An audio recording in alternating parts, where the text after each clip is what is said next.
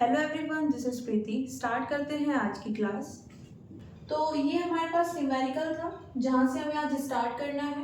Okay, अब इस numerical में हमें दिया क्या है, ये फिगर हमें गिवन है। ओके, और साथ में 4 ऑप्शंस हमें दिए गए हैं, हमें सेलेक्ट करना है कि कौन सा ऑप्शन करेक्ट है। ओके, अब इसमें स्टेटमेंट क्या है, हमारे पास एक सिंगल करंट कैरिंग लूप है। ओके, सिंगल मतलब एक सिंपली वायर को एक बार सर्कुलर फॉर्म में ले आए हैं। ओके, एक सिंगल वायर है, ऐसा नहीं कि आपने उसकी 2 to 3 टर्म्स ओके वहां पर ऐड की है, एक सिंगल लूप है। ओके, इसमें क्या है, एक करंट फ्लो हो रही है आई, और डायरेक्शन क्या है, एंटी क्लॉकवाइज, है ना। अब यहाँ पर जब हमने डेरिवेशन किया था उसमें भी हमने सेम डायरेक्शन ली थी। ओके, उसमें भी जो हमारी करंट की डायरेक्शन थी वो कैसी थी, anti clockwise. Okay, next, seen from positive z direction. तो आप इसको कहां से देख रहे हैं, जेड डायरेक्शन से देख रहे हैं। ओके, मीन्स ये हमारे पास एक सर्कुलर कॉइल है। ओके, और ये इसकी सेंट्रल एक्सिस मान सकते हैं जो इसके सेंटर से पास हो रही है। ओके, ये इन्होंने बोला है कि जेड एक्सिस है, सेंटर से पास हो रही है, सेंट्रल एक्सिस है, बट इसको इन्होंने नाम क्या दिया है, जेड एक्सिस। और आप जेड एक्सिस पर खड़े होकर इस कॉइल को देख रहे हैं। ओके, फर्दर क्या बोला है, and lying in xy plane as shown in figure. The plot of J component of magnetic field By at a distance A less than radius of the coil and on YZ plane versus Z coordinate looks like. तो ये क्या बोल रहे हैं कि आप कहाँ से देख रहे हैं, पॉजिटिव Z डायरेक्शन से, और आपको जो दिख रहा है वो कौन सा प्लेन है, एक्स वाई प्लेन। मतलब जो आपका लूप है वो कहाँ पर रखा हुआ है, एक्स वाई प्लेन में। देखो इस ओरिएंटेशन को समझो, फिलहाल ये इस तरह से ड्रॉ है बोर्ड पर। ओके, अब थोड़ा सा फ्रंट में आ जाते हैं। ओके, आप इसको फ्रंट से देखोगे तो कुछ इस तरह का दिखेगा, और आप ये जो सेंट्रल एक्सिस है इससे इसको देख रहे हैं यहां से।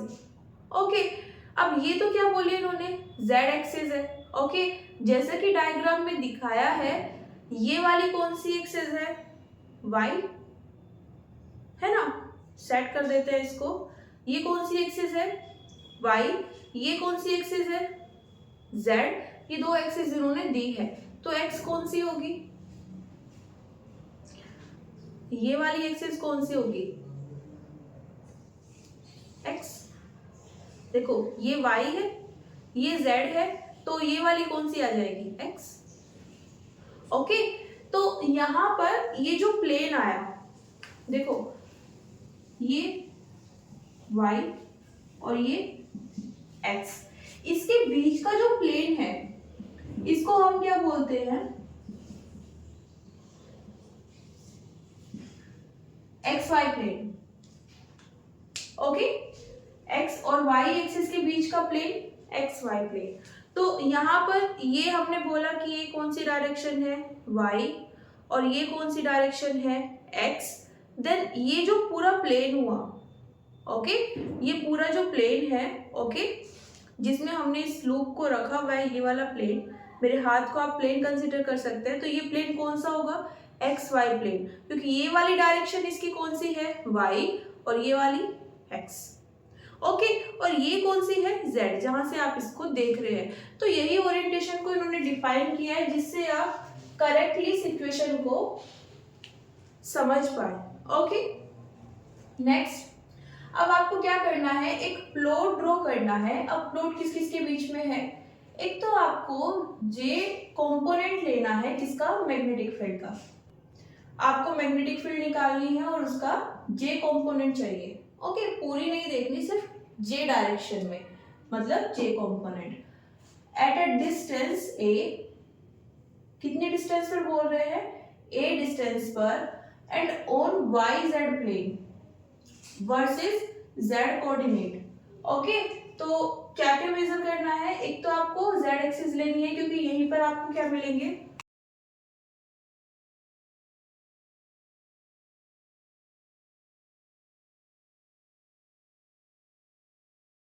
और दूसरा क्या है हमारे पास, ये वाली एक्सिस किसको डिफाइन करेगी, मैग्नेटिक फील्ड के जेड कंपोनेंट को।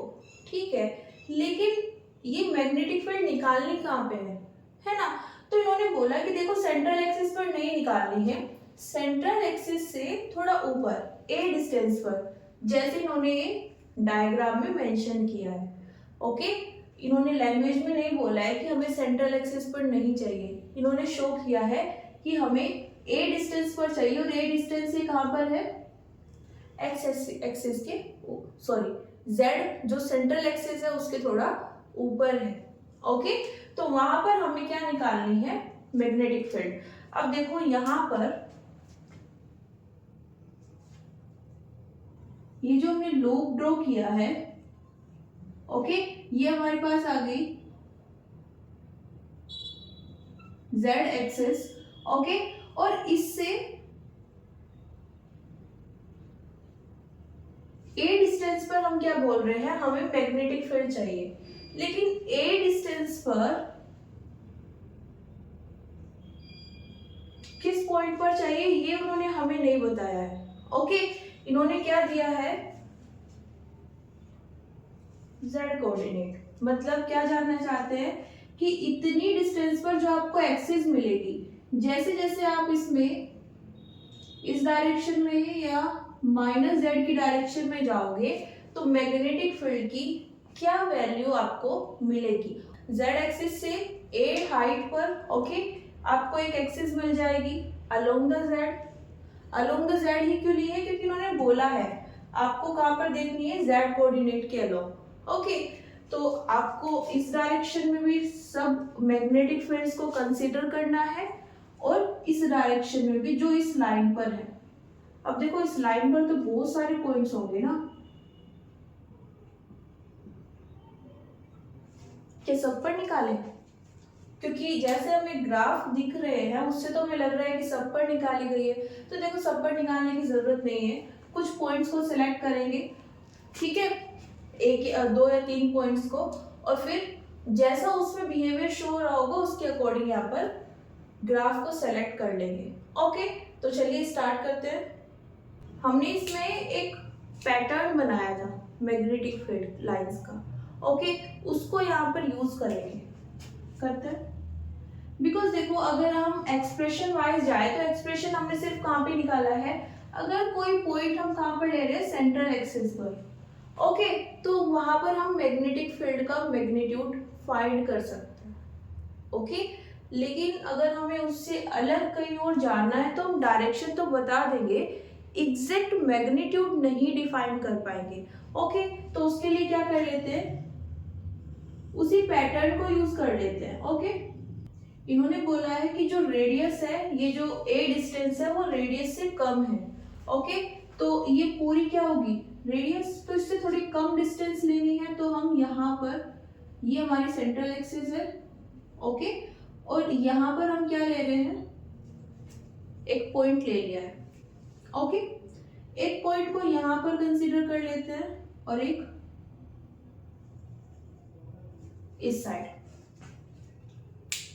ओके, ऐसा मान सकते हैं कि एक बार उस साइड जा रहे हैं और एक बार इस साइड। अब देखो हमने बोला था कि जब यहाँ पर करंट एंटी क्लॉकवाइज डायरेक्शन में होती है तो पैटर्न कैसा बनेगा, मैग्नेटिक फील्ड की डायरेक्शन वहां पर होगी।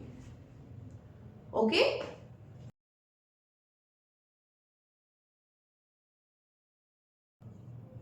कुछ इस तरह से, है ना। और एक पॉइंट ऐसा आता है जब हम ऊपर जाते हैं तो वो सर्कुलर लूप हमें मिलने लगते हैं, है ना। तो यहाँ पर कुछ सर्कुलर लूप ड्रॉ कर लेते हैं और वो इन पॉइंट से पास होने चाहिए।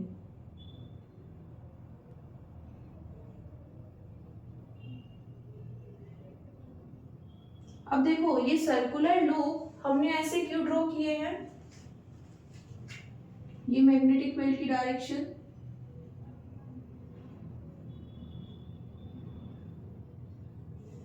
इस पॉइंट से क्यों पास कराए हैं? देखो जब हमने मैग्नेटिक फील्ड की जो मैग्नेटिक फील्ड लाइंस होती हैं, ओके, उनको एक्सप्लेन किया था, तो मोटिव यही था कि हम क्या करेंगे कि जिस भी पॉइंट पर हमें मैग्नेटिक फील्ड जाननी है, ओके, तो हम वहां पर इन लाइंस को ड्रॉ कर देंगे।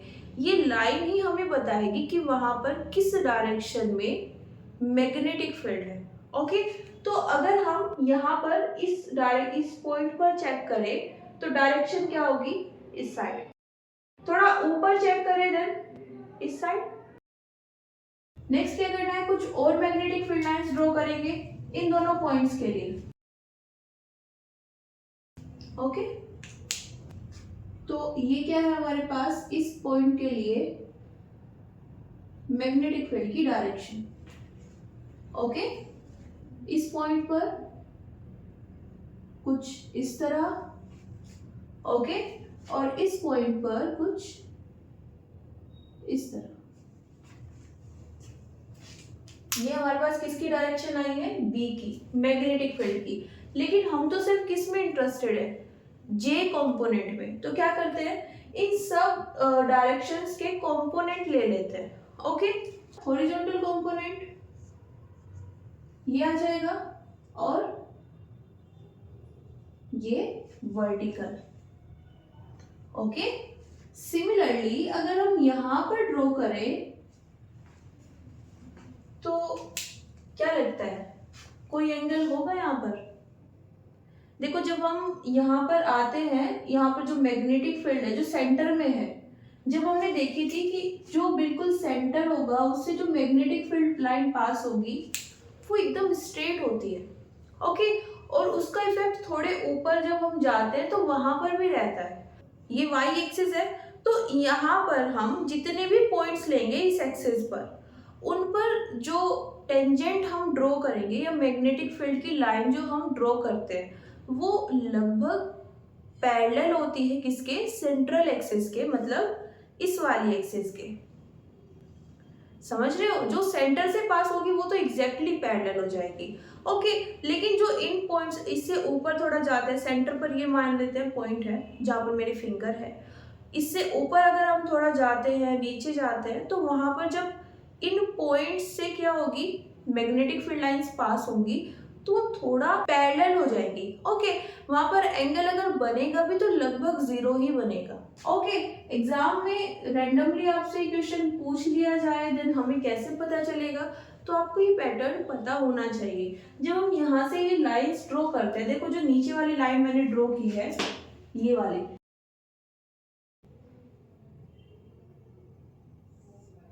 यहाँ पर अगर आप चेक करो तो यहाँ पर भी स्ट्रेट ही है ना? यहाँ पर भी आप इसको कंपोनेंट्स में डिवाइड नहीं कर सकते हो। देन क्या करें, यहाँ पर तो कोई कंपोनेंट आएगा नहीं इस पॉइंट पर, तो यहाँ पर जो कंपोनेंट है वो कितना है? 0। पॉजिटिव डायरेक्शन में अगर हम चले वाई एक्सिस के और यहाँ पर निकालें, मान लेते हैं थीटा है एंगल, ओके। ये कितना आ जाएगा? बी कोस थीटा, इसको क्या लिख सकते हैं? B sine theta. तो यहाँ पर जो बी वाई की वैल्यू आएगी वो कितनी होगी? B sine theta, okay.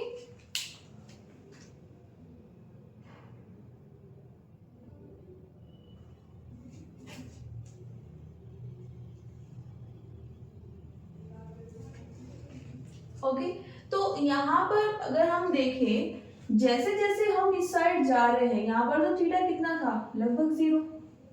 हम थोड़ा सा आगे गए देन हमें कितना मिला? वो इंक्रीज हो गया, वो चाहे जितना भी इंक्रीज हुआ बट हाँ इंक्रीज हुआ है।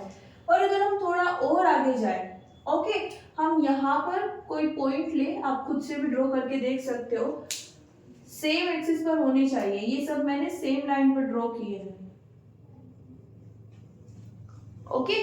तो यहाँ पर जो एंगल मिलेगा वो भी इंक्रीज हो चुका होगा, ओके, देखो हमारे पास जो सर्कल होता है, आप यहां पर ड्रॉ करोगे, यहां पर ड्रॉ करोगे, तो एंगल आपको इंक्रीज ही मिलेगा। अब यहां पर जैसे थीटा इंक्रीज हो रहा है, तो क्या साइन थीटा भी इंक्रीज होगा? देखो साइन थीटा की वैल्यू कहां से कहां तक इंक्रीज होती है? 0 से 90 तक जब हम जाते हैं तो वो इंक्रीज होती है। ओके, तो अगर ये थीटा इंक्रीज हो रहा है, दैट्स मीन साइन थीटा की वैल्यू भी इंक्रीज हो रही है। साइन थीटा की वैल्यू इंक्रीज होने का मतलब बी साइन थीटा भी इंक्रीज होगा। बी क्या है? मैग्नीट्यूड है, लेकिन जब बी के साथ में साइन थीटा ऐड कर दिया, वो क्या बन गया है? पूरा कंपोनेंट बन गया है, जे कंपोनेंट। और अब अगर आप थीटा को इंक्रीज करेंगे, ओके, तो पूरा कंपोनेंट इंक्रीज हो जाएगा, मतलब उसकी जो वैल्यू है वो इंक्रीज हो जाएगी।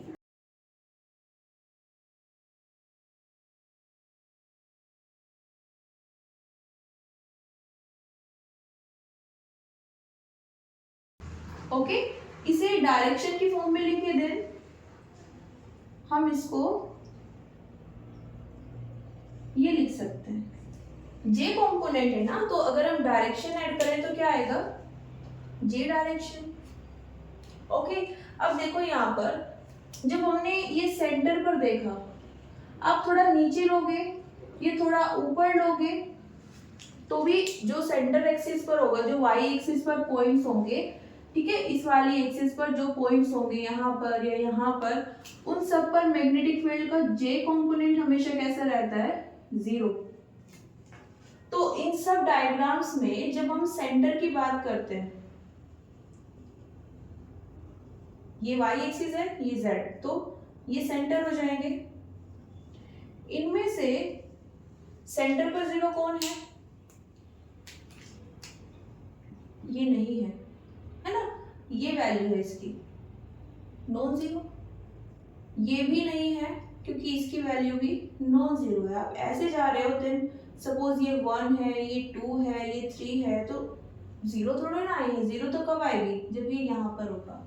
ओके, इन दोनों में नहीं है, तो इनके चांसेस है कि ये करेक्ट है। ओके, आगे जाते हैं।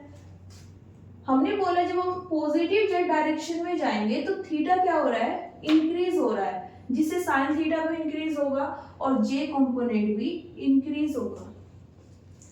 इन दोनों में जब हम पॉजिटिव जेड डायरेक्शन में जा रहे हैं तो एक लिमिट तक y कंपोनेंट इंक्रीज हो रहे हैं। तो यहां तक तो दोनों में सेम आ गया। अभी क्या करें?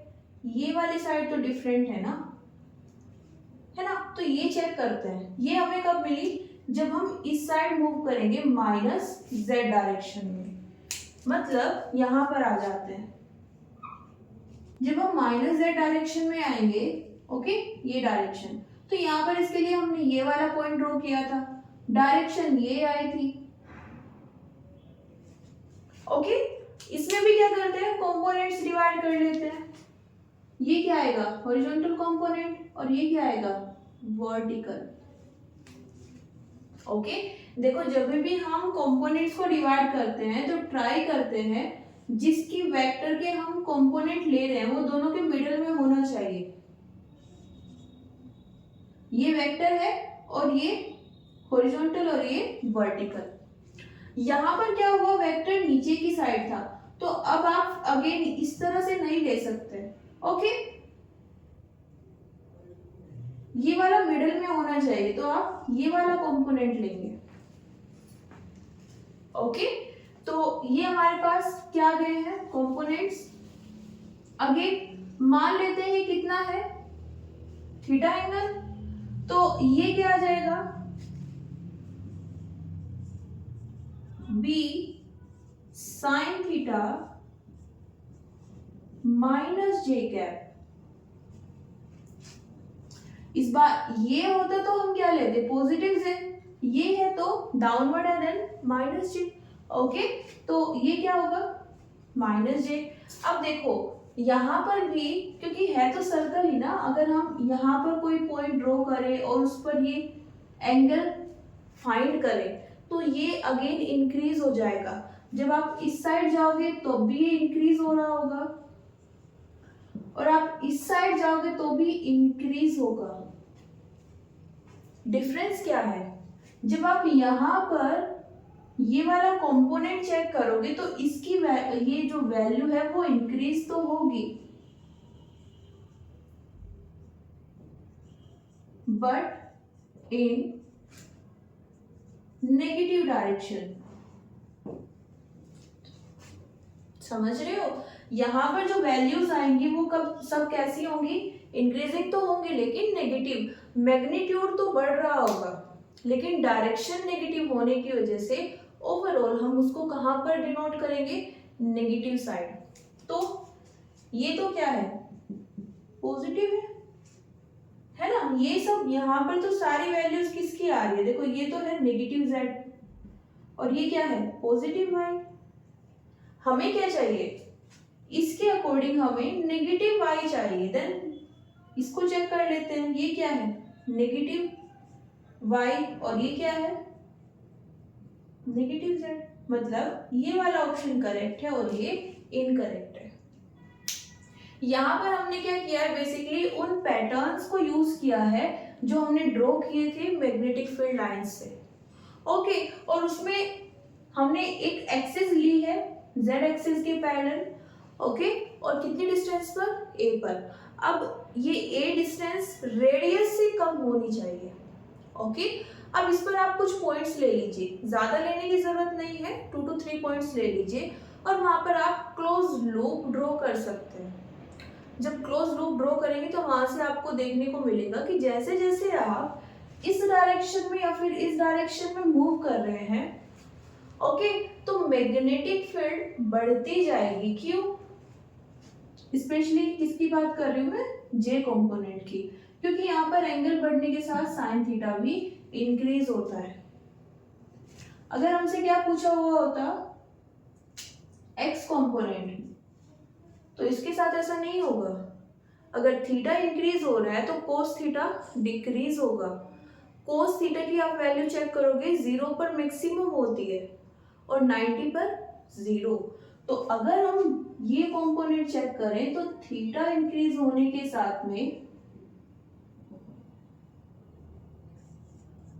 कोस थीटा डिक्रीज होगा। समझ रहे हैं, तो जैसे जैसे कंपोनेंट्स चेंज होंगे वैसे वैसे यहाँ पर आंसर चेंज हो जाएगा। ओके, इसको नोट कर लीजिए।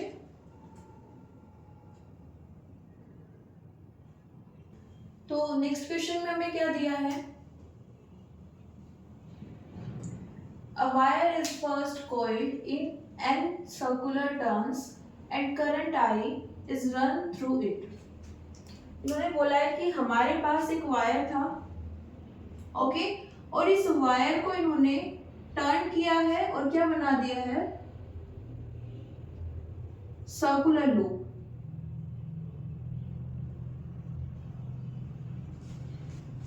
ओके, अब इसको जब इन्होंने सर्कुलर लूप बनाने के लिए टर्न किया तो इसमें कितने टर्न्स आए, n। मतलब इन्होंने n टाइम्स इस वायर को रोटेट किया, देन हमारे पास ये एक सर्कल आया है। मान लेते हैं कि हमारे पास ये वायर कितनी लेंथ का था, l। ओके, और इससे हमने क्या बनाया है, एक सर्कल जिसमें n टर्न्स है। ओके, टर्न्स की मैं बात कर रही हूँ, मतलब अगर मैं बोलूँ कि ये मेरे पास एक सर्कल है जिसमें अलग अलग टर्न्स हैं। ओके, ये वायर्स आपको अलग अलग दिख रहे हैं ना, इनको हम क्या बोल रहे हैं, टर्न्स। मैंने बोला कि इसमें ये 5 वायर्स है मेरे पास। ओके, तो यहाँ पर 5 टर्न्स है। मैंने एक स्ट्रेट वायर लिया था, उसको टर्न किया 5 टाइम्स, देन मुझे ये क्या मिल गई है, कॉइन। कितने टर्न्स वाली, 5 टर्न्स वाली। ओके, तो यहाँ पर भी इन्होंने ऐसा ही किया है। इसमें कितने टर्न्स हैं, n। ओके, नेक्स्ट, इसमें करंट कितनी फ्लो हो रही है, I, डायरेक्शन इन्होंने मेंशन नहीं की है। Now the same wire is again coiled in n circular turns and same current I is run through it. If B1 and B2 are the magnetic fields at center of two coils, then find the ratio B1 by B2. तो हमें क्या find करना है? B1 by B2. यहाँ पर B at the center of circular coil, और अगर हम मान लें कि इसकी रेडियस कितनी है, स्मॉल आर, देन फॉर्मूला क्या हो जाएगा?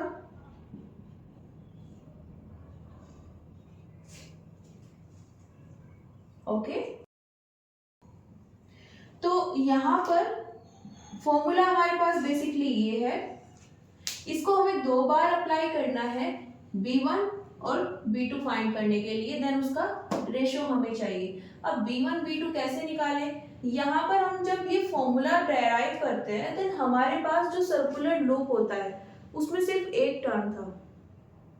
ओके, अब यहाँ पर कितने टर्न्स हैं? n turns. ओके, तो हमें सिंपली क्या करना पड़ेगा? इसको मल्टीप्लाई करना पड़ेगा किससे? नंबर ऑफ टर्न से।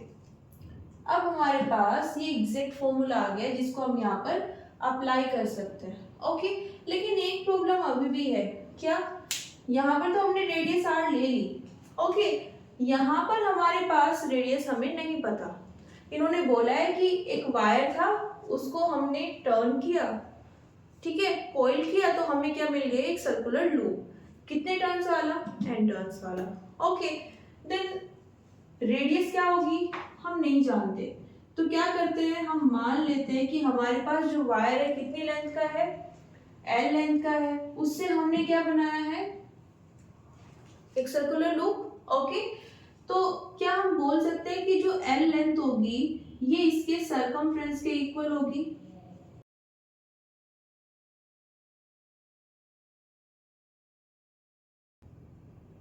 ओके,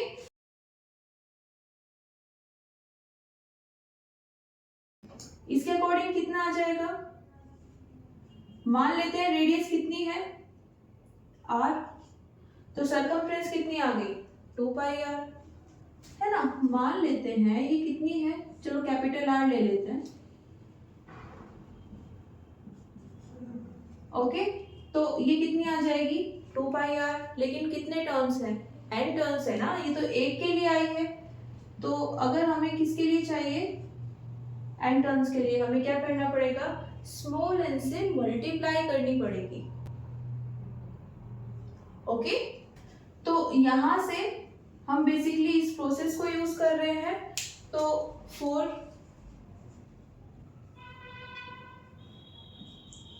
B1, ओके, लेंथ तो L ही रहेगी, इसको हम क्या ले रहे हैं? 1, है ना। B1 चाहिए, हमने एक सर्कुलर कोइल बनाई है और उसमें रेडियस कितनी है? R1। देन ये क्या हो जाएगा?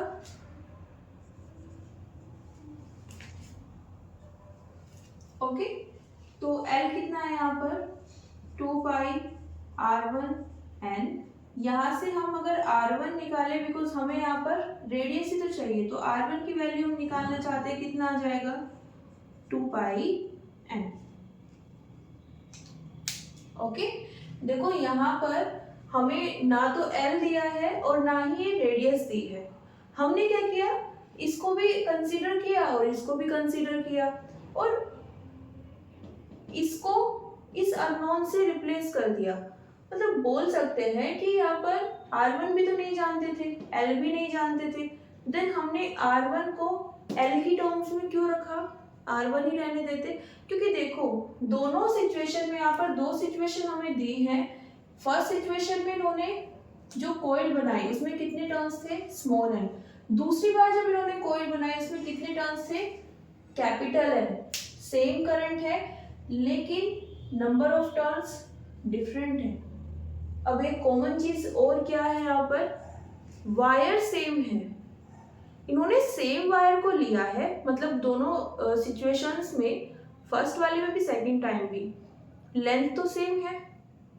ओके, तो यहाँ पर हमने क्या किया, R1 और R2 दोनों को L की टर्म्स में निकाल रहे हैं। ओके, क्योंकि हमें रेशो चाहिए, कॉमन टर्म होगी तो वो कट जाएगी। ओके, तो ये बस हमारी एक छोटी सी सोच थी। ओके, उसके लिए हमने ये किया है।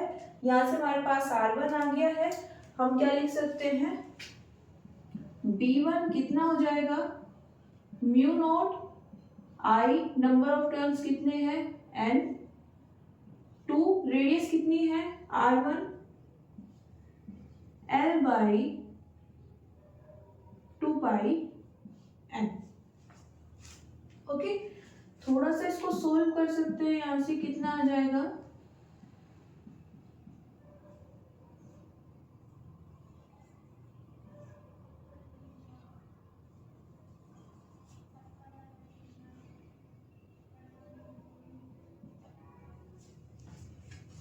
ओके। नेक्स्ट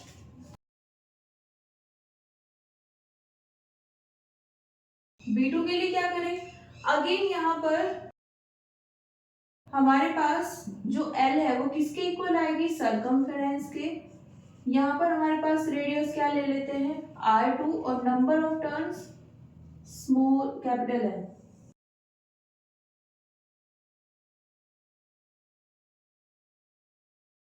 सेम वायर लिया, उसको अगेन टर्न किया है सर्कुलर लूप बनाने के लिए, और इस बार हमने उसकी रेडियस को इतना रखा है कि हमारे पास नंबर ऑफ टर्न्स चेंज हो गए हैं, कैपिटल N है। ओके, तो एक की सर्कमफ्रेंस कितनी आ जाएगी, 2 पाई R2। ओके, N के लिए कितनी आएगी, 2 पाई R2 टाइम्स N। अब ये किसके इक्वल होगा, N के सॉरी L के इक्वल आ जाएगा। ओके, तो यहां से हम क्या लिख सकते हैं, R2 क्या आएगा, L by 2 pi capital N। Okay, और इसी के कोरस्पॉन्डिंग B2 कितना आ जाएगा, mu naught I capital N divided bye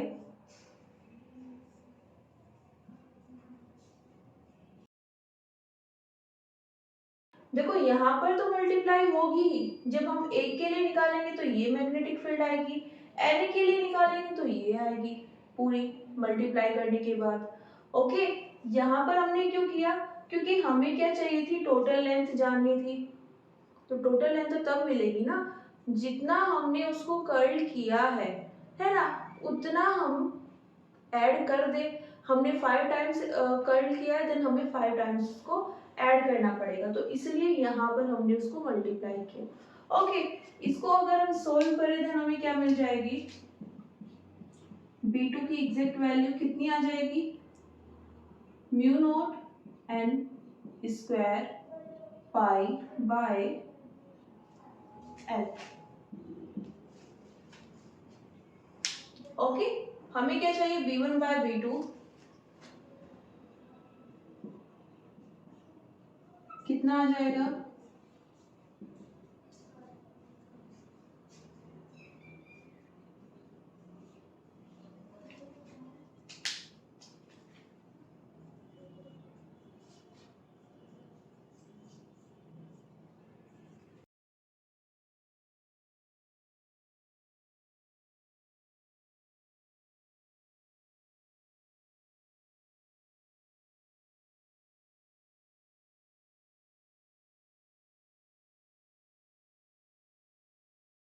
तो ये हमारे पास क्या आ गया है आंसर, नोट कर लीजिए।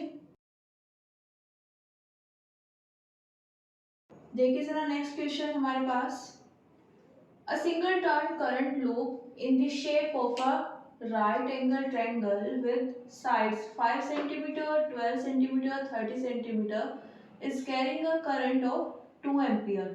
ओके, हमारे पास इस बार एक लूप है और किसकी शेप में है, राइट एंगल ट्रायंगल।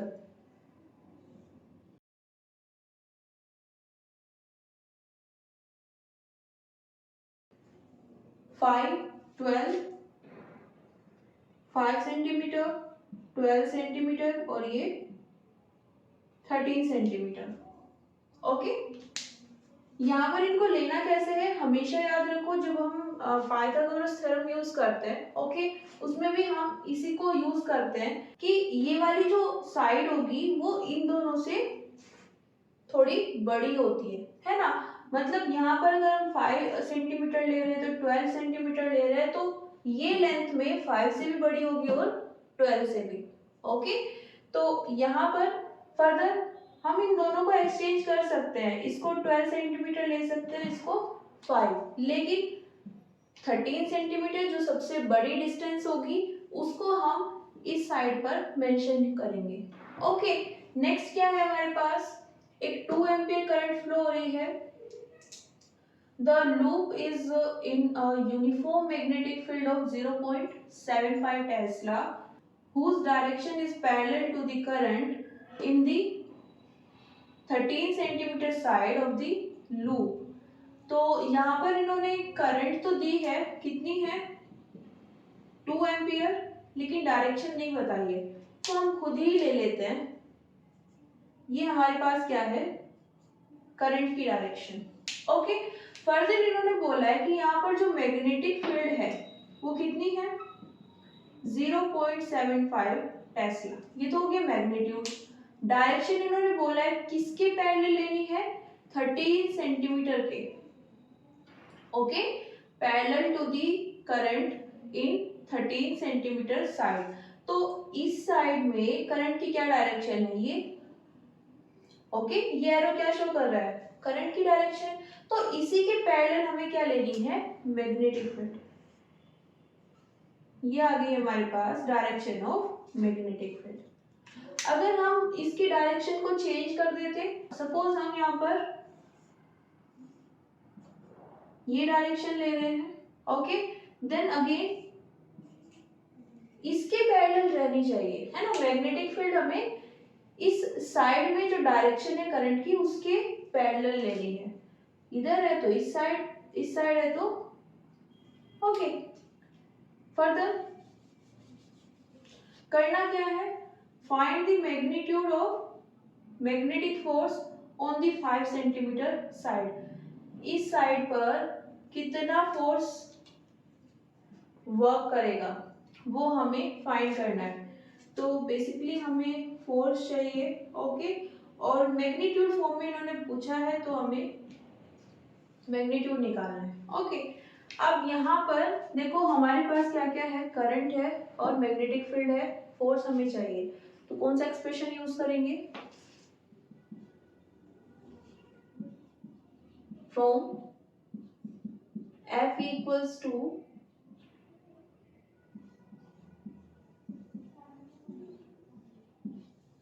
तो ये तो है हमारे पास वेक्टर फॉर्म। मैग्नीट्यूड फॉर्म हमें चाहिए तो क्या आ जाएगी,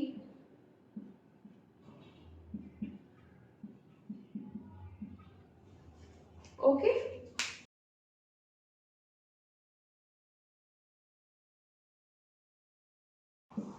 एल है, ओके, जो वायर हमने लिया है, ओके, या जो पोर्शन हमने लिया है, जब हमने ये फॉर्मूला ड्रॉ किया था तो हमने वायर ही बोला था जिसमें करंट फ्लो हो रही है।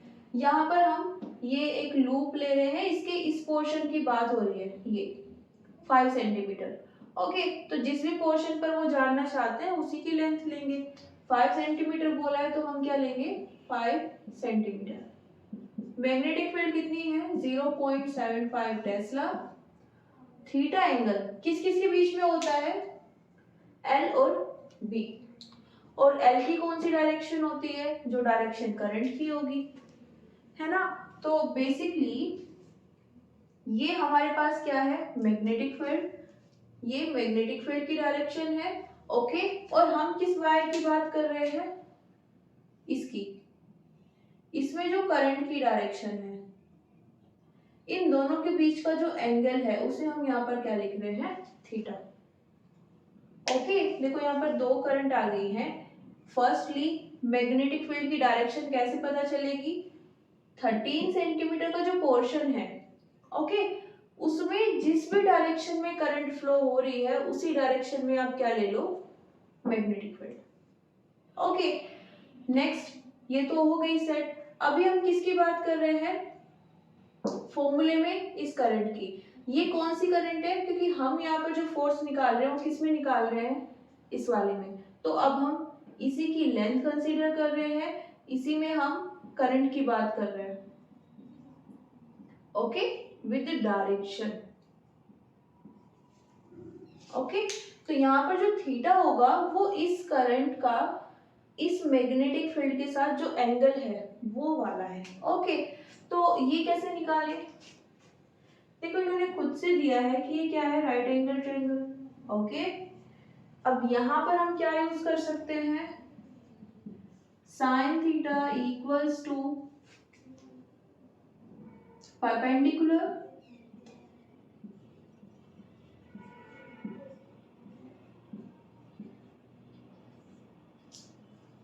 हाइपोटेन्यूज। ओके, क्योंकि थीटा तो हमें नहीं पता है ना, लेकिन साइड्स का हमें पता है, तो हम ये यूज कर लेंगे। और यहां से हम क्या निकाल सकते हैं, साइन थीटा परपेंडिकुलर कितना है, 12 सेंटीमीटर, हाइपोटेन्यूज कितना है, 13 सेंटीमीटर। तो साइन थीटा की क्या वैल्यू आई है, 12/30 फ्रॉम 1 कितना आ जाएगा ये, F इक्वल्स टू 2 इंटू 5। देखो सेंटीमीटर है, ऐसा यूनिट सिस्टम हमें चाहिए, तो हम क्या कर लेंगे, इसको मीटर में कन्वर्ट कर लेंगे।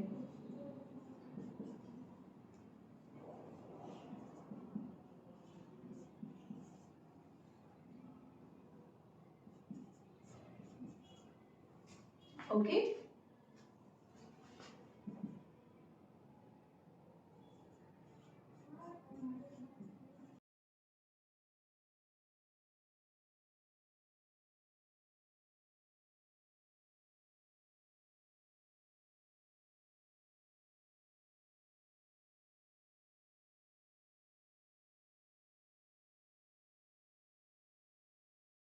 तो ये आ गया इसका मैग्नीट्यूड।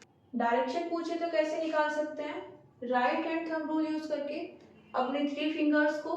ओके, इसके अकॉर्डिंग हमारे पास क्या आ जाएगा, डायरेक्शन निकालें, कैसे आएगा, देखो ये हमारे पास क्या है, डायरेक्शन ऑफ करंट। ओके, या एल वेक्टर कंसीडर कर सकते हैं, दोनों सेम ही है, सेम डायरेक्शन में मतलब। और ये फिंगर हमें क्या डिनोट करती है, मैग्नेटिक फील्ड। देन ये कुछ इस तरह से है, तो ये क्या जाएगा, force into the plane. Okay, कुछ इस तरह से, ओके, इनटू दी प्लेन।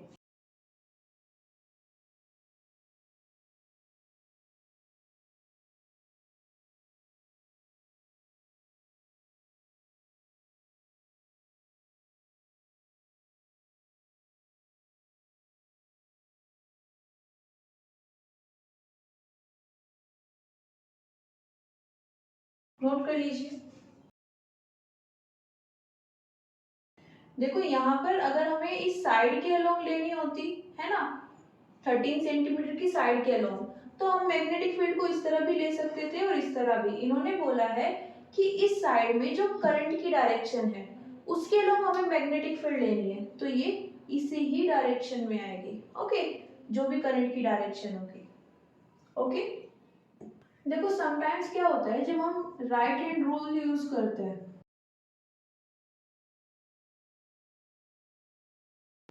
और ये कब यूज करते हैं, जब भी हमारे पास वेक्टर प्रोडक्ट होता है ना। सपोज कर लेते हैं हमारे पास ये है,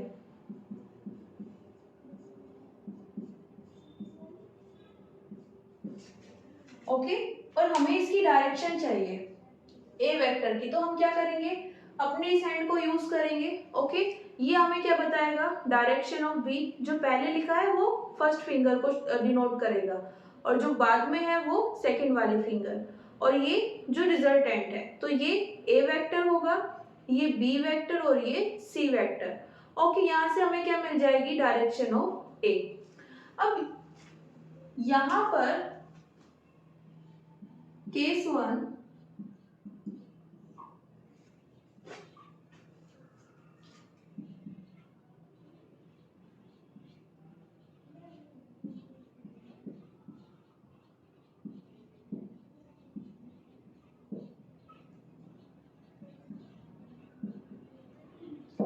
एक पॉसिबिलिटी क्या है कि बी और सी दोनों वेक्टर एक दूसरे के परपेंडिकुलर रहे। मतलब यहां पर सपोज बी क्या है, आई कैप डायरेक्शन में, और सी जे कैप डायरेक्शन में। ओके, इसको अगर हम डिनोट करें, ये एक्स एक्सिस, ये वाई एक्सिस। ओके, तो वेक्टर बी एक्स एक्सिस के अलोंग है तो ये आ जाएगा वेक्टर बी, और सी इसके अलोंग। ओके, इन दोनों के बीच का एंगल कितना है, 90। ओके, अब यहां पर अगर हम ए की डायरेक्शन निकालना चाहे तो वो कितना आएगी, के कैप। मैग्नीट्यूड जानना है तो आपको मल्टीप्लाई करना पड़ेगा, लेकिन अगर हम सिर्फ डायरेक्शन की बात कर रहे हैं, ओके, तो वो कितनी आएगी, के कैप। ओके, आप निकाल भी सकते हैं, इसको यूज करते हैं। ये क्या है हमारे पास, बी डायरेक्शन ऑफ एक्स, और वाई ये आ जाएगा, तो ये हमारे पास क्या आएगी, जेड डायरेक्शन। ओके, के आउट ऑफ द प्लेन। और जब भी हम कोई डायरेक्शन लेते हैं आउट ऑफ द प्लेन, हम उसे कैसा कंसीडर करते हैं, पॉजिटिव। और जब इनटू द प्लेन लेते हैं तो हम उसको कैसे कंसीडर करते हैं, नेगेटिव। ये नोट में मैंने ऐड कराया था, है ना, जब हम करंट के बारे में पढ़ रहे थे और मैग्नेटिक फील्ड, कि हम जब डॉट से किसी डायरेक्शन को डिनोट करते हैं तो उसे हम पॉजिटिव कंसीडर करते हैं, और कोई इनटू द प्लेन होगा तो क्रॉस से डिनोट होगा, दैट्स मीन वो नेगेटिव है। ओके, अगर रिक्वायर्ड है तो हम इस तरह से ले सकते हैं। तो यहाँ पर आउट ऑफ द प्लेन है तो प्लस के। दूसरा वे क्या है, आई कैप को आप जब क्रॉस प्रोडक्ट करते हो जे के साथ तो ये रूल है, क्या आता है, के कैप, है ना, ये भी हमने एक्सप्लेन किया था। ओके, पढ़ा था ये हमने। नेक्स्ट सेकंड केस क्या है,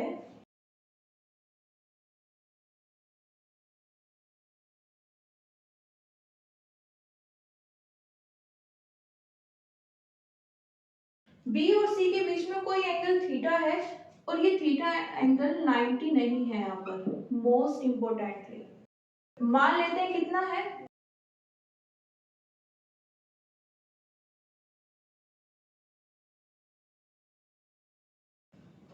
क्या अभी भी हम इसको अप्लाई कर सकते हैं, ऑफ कोर्स कर सकते हैं। कितना आएगा, मान लेते हैं बी है हमारे पास,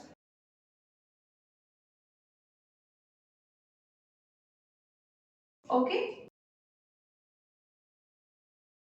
ये हमारे पास बी वेक्टर है और ये हमारे पास सी वेक्टर है, दोनों के बीच का एंगल कितना है, 30।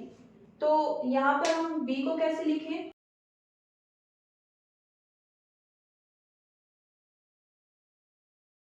और सी, देखो सी अब ना तो एग्जैक्टली एक्स में है और ना ही एग्जैक्टली किस में है, वाई में, उनके बीच में है। देन हम क्या बोल सकते हैं कि इसके कंपोनेंट कर लो। कंपोनेंट करेंगे तो क्या आएगा, एक इसमें आएगा सी cos 30 और यहाँ पर आएगा सी sin 30। ओके, तो ये क्या लिख सकते हैं, सी cos 30 किस डायरेक्शन में है, आई कैप, प्लस सी sin 30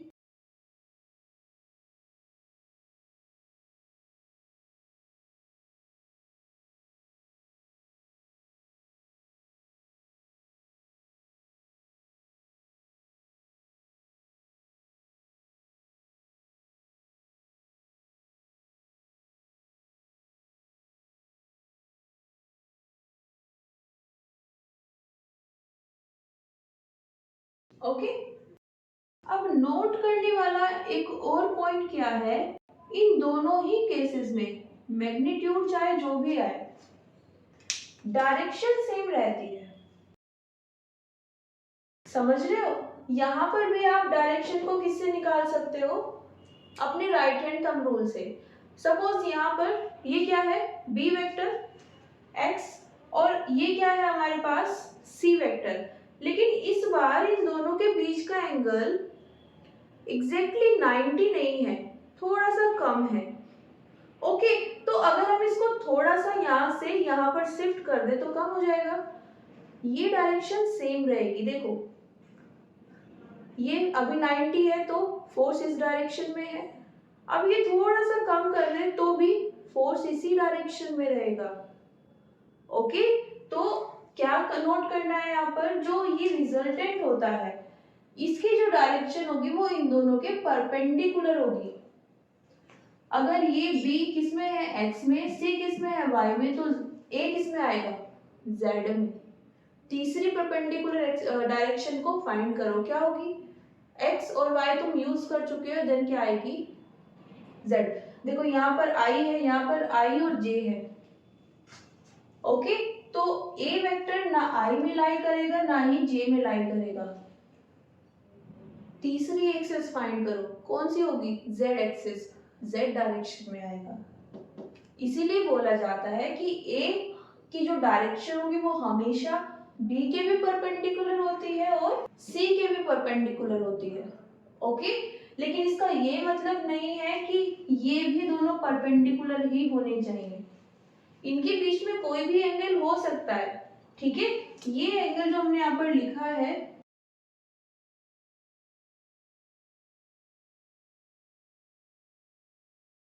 जीरो से 180 के बीच में कुछ भी आ सकता है। ओके, जब बात करते हैं हम डायरेक्शन की तो हम दोनों केसेस में अपने राइट हैंड थंब रूल को यूज कर सकते हैं। ओके, ये हमें हमेशा एग्जैक्ट डायरेक्शन बताएगा। ओके, फिर चाहे इन दोनों वेक्टर्स के बीच में एंगल कितना रहे, 90, या फिर थोड़ा कम या थोड़ा ज्यादा हो जाए, ये थंब हमें हमेशा करेक्ट डायरेक्शन दिखाएगा। ओके, दूसरा हम यहाँ पर जैसे यहाँ पर किया था क्रॉस प्रोडक्ट करके, वो करके भी फाइंड कर सकते हैं। ओके, एक बार देख लेते हैं।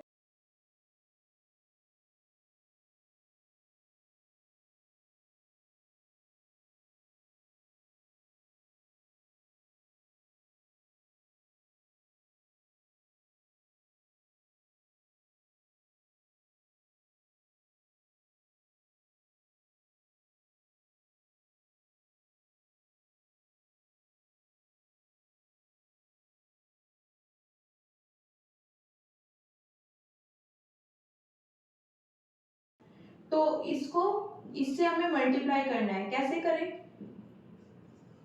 इसको इससे कर लेते हैं पहले।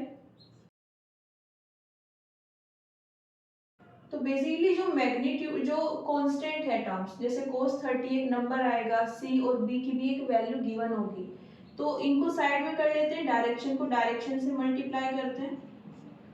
ओके, अगेन डायरेक्शन को डायरेक्शन से मल्टीप्लाई करेंगे।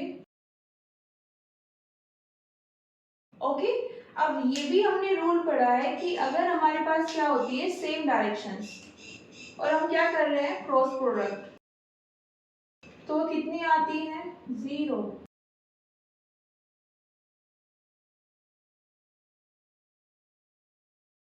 तो ये कितनी हो जाएगी, ये वाली टर्म 0 हो जाएगी, किसकी वजह से, इस प्रोडक्ट की वजह से। क्या आएगा, बी सी साइन 30 आई कैप प्लस जे कैप, आई को जे से मल्टीप्लाई करेंगे तो क्या आता है, के। तो यहाँ पर जो ए वेक्टर है, ओके, उसकी डायरेक्शन क्या आई है, अगेन के कैप, यहाँ पर भी कितनी थी, के कैप। ओके, तो अगर आपको डाउट है कभी भी तो आप मैथमेटिक्स को यूज कर सकते हैं, अदरवाइज आप सिंपली अगर राइट हैंड थंब रूल को यूज करते हैं तो आप वहां से भी करेक्ट डायरेक्शन को फाइंड कर सकते हैं। Okay, without any calculation. तो कभी भी इस कंफ्यूजन में मत रहना कि हम यहाँ पर थीटा को कितना रखते हैं 90, दोनों एक दूसरे के परपेंडिकुलर है, तो हमेशा ये तभी अप्लाई होगा जब एंगल कितना होगा 90। नहीं, इस सिचुएशन में ये मैक्सिमम तो हो सकता है। यहाँ पर ये एंगल अगर थीटा कितना हो गया 90, तो ये मैक्सिमम तो हो जाएगा क्योंकि इसकी वैल्यू कितनी हो गई है, मैक्सिमम हो गई है। ओके, लेकिन डायरेक्शन सेम ही रहेगी। इस क्वेश्चन में क्या दिया है हमें,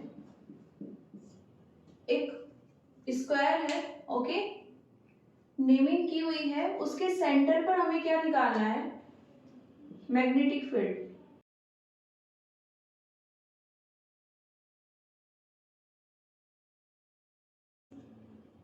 ओके, और ये रिजल्टेंट होनी चाहिए, मतलब देखो यहाँ पर जो हमारे पास ये पोर्शंस गिवन है A B, B C, C D और डी ए, इन सब में करंट फ्लो हो रही है। हमने जो यहाँ पर एक्सप्रेशन पढ़ा था, एक वायर है, ये डायरेक्शन है किसकी, करंट की, और हमने यहाँ पर क्या निकाला था, एक पी पॉइंट पर मैग्नेटिक फील्ड का एक्सप्रेशन। ओके, क्या था, B इक्वल्स टू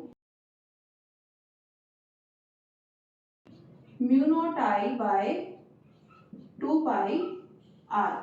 ये आर क्या थी, इससे डिस्टेंस। ओके, अभी हमें क्या करना है, इस ए डी साइड में जो ये करंट फ्लो हो रही है, इससे यहाँ पर कितनी मैग्नेटिक फील्ड आएगी, इसके कारण यहाँ पर, ओके, इसके कारण और इसके कारण। ओके, यहाँ पर इन्होंने स्क्वायर दिया है बट ये नहीं बताया है कि उसकी साइड्स कितनी है, तो मान लेते हैं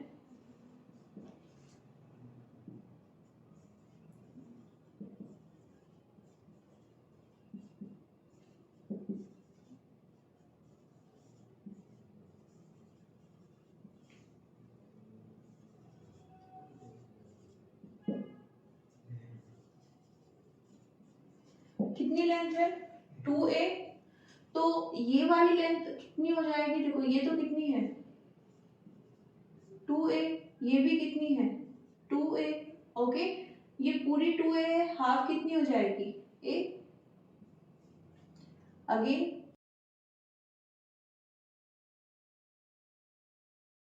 तो अभी क्या करना है, इसको एक वायर की तरह कंसीडर करो, इससे a डिस्टेंस पर एक पॉइंट है o, जिस पर हमें क्या चाहिए, मैग्नेटिक फील्ड, प्लस में इस वायर के कारण a डिस्टेंस पर इस पॉइंट पर अगेन क्या चाहिए, magnetic field with direction. Similarly in दोनों के लिए भी।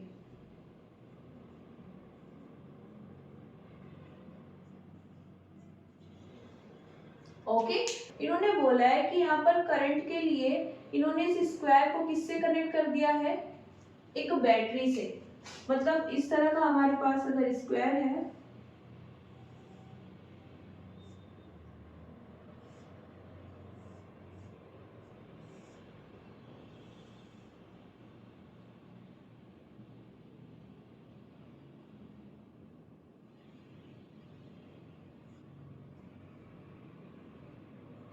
तो उन्होंने इस तरह से उसको कनेक्ट कर दिया है एक V वोल्ट की बैटरी से, जिसके कारण क्या फ्लो होगी, करंट।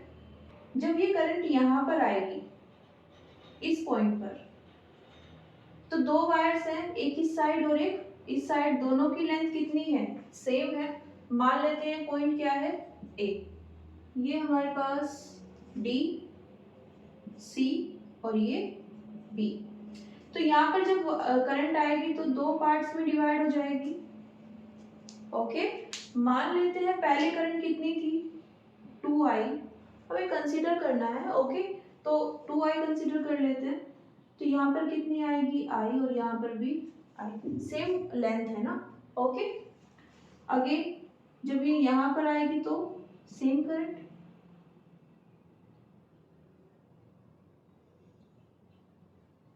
यहाँ से इसमें आएगी सेम करंट।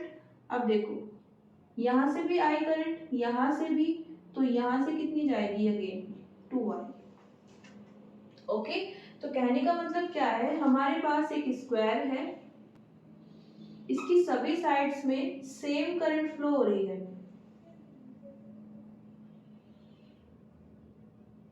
कितनी? आई। ओके, इसके सेंटर पर हमें क्या चाहिए? Magnetic field. क्योंकि सेंटर पर बात कर रहे हैं तो सब वायर से, ये सब साइड से ये डिस्टेंस भी सेम है। ओके, तो इस फॉर्मूले के अकॉर्डिंग हम क्या लिख सकते हैं? B A B equals to B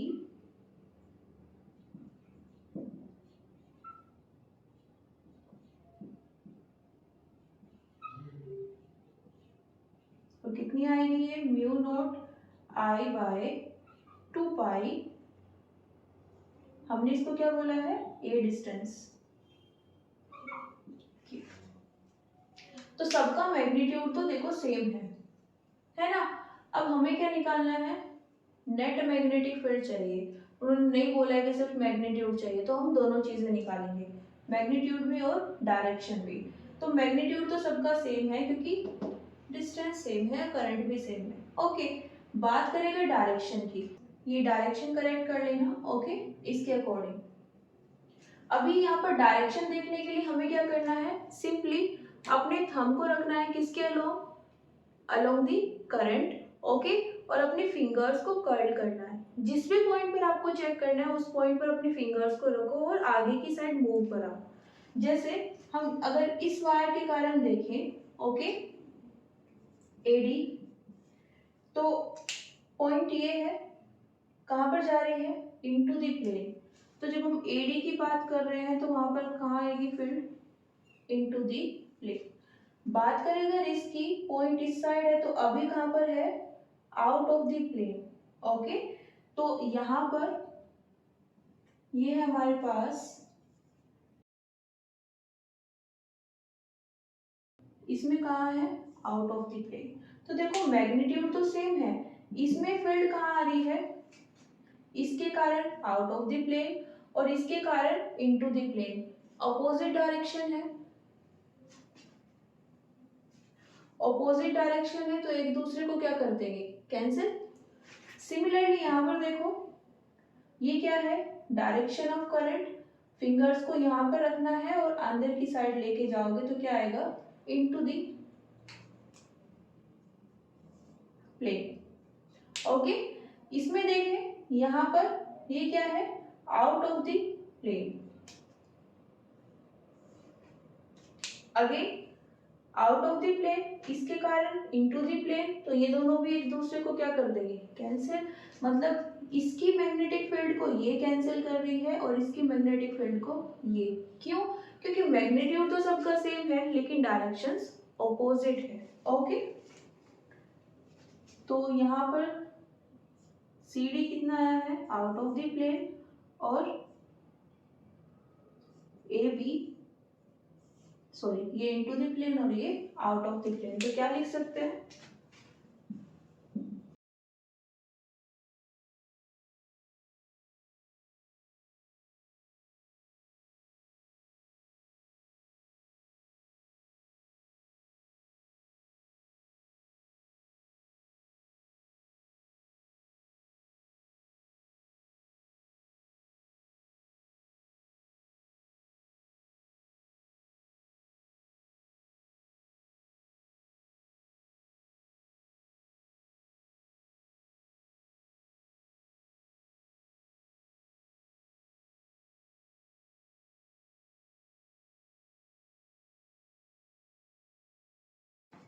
net magnetic field कितनी आ जाएगी?